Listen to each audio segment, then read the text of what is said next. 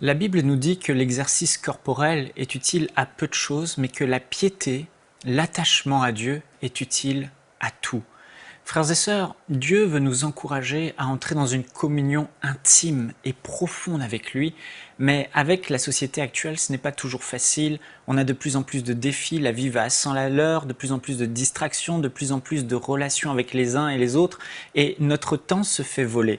Pourtant, la Bible nous dit dans 1 Jean, au chapitre 5 et au verset 21, je vais lire dans la version de la Bible amplifiée, Bible anglaise, « Petits enfants, gardez-vous des idoles, des faux dieux. » Et ici, il ne parle pas simplement d'autres dieux comme des faux dieux, des dieux morts, mais il parle aussi de toutes ces choses qui pourraient occuper la place qui appartient à Dieu dans notre cœur. Tout ce qui remplace Dieu, qui pourrait prendre la première place dans notre vie. Et aujourd'hui, j'aimerais vous poser cette question. Quelle est votre communion pendant la journée, votre relation intime avec votre Père Céleste, avec votre Dieu, avec votre Créateur? Et comment est-ce que dans la journée, vous vous souvenez des moments d'intimité que vous avez eus avec Dieu? Ou est-ce que effectivement d'autres choses ont pris la place de Dieu dans votre cœur, comme nous dit l'apôtre Jean dans cet épître? Et le titre du message que j'aimerais vous transmettre aujourd'hui, c'est « Quand notre téléphone portable prend la place de Dieu dans notre vie ».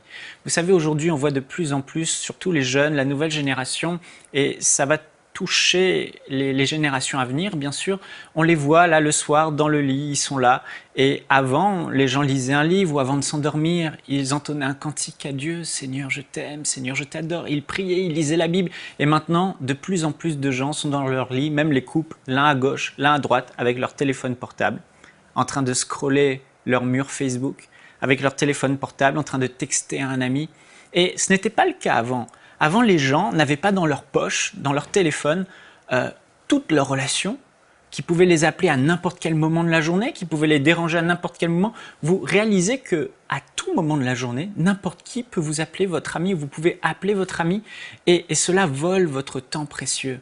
Les gens avant, quand ils se réveillaient, leur première pensée était pour le Seigneur. Et combien maintenant de personnes se réveillent, la première chose qu'ils font, là, les yeux fermés, ils tâtonnent, ils prennent leur téléphone, ils checkent leur mail, ils répondent à leurs amis, ils regardent sur leur mur Facebook, leurs réseaux sociaux, ce qui se passe, ils regardent une petite vidéo distrayante. Et en fait, ce téléphone est en train de voler des précieux temps d'intimité qu'on avait avec Dieu et que de plus en plus les gens perdent à cause justement de cette technologie, de tous ces divertissements qui se trouvent dans le téléphone.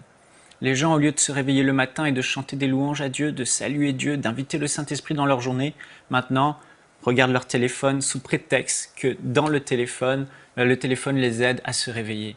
Ou encore, vous allez dans une salle d'attente d'un endroit, avant, on passait du temps, on avait notre petit Nouveau Testament, on lisait le Nouveau Testament, on prenait la Bible, on la lisait, on pensait à Dieu, on parlait à Dieu, et là maintenant le réflexe c'est je prends mon téléphone et je parle avec des amis, etc. etc.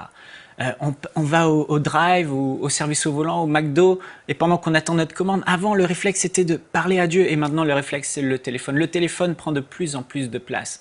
Et frères et sœurs, j'aimerais vous encourager aujourd'hui à remettre votre communion avec Dieu en priorité et de mettre de côté ce téléphone qui prend tellement de place dans nos vies aujourd'hui. Et aujourd'hui, plus que jamais, nous avons besoin d'appliquer ce que la Bible appelle le jeûne. Non pas le jeûne de nourriture, mais le jeûne de ce téléphone. Le jeûne est de le mettre de côté.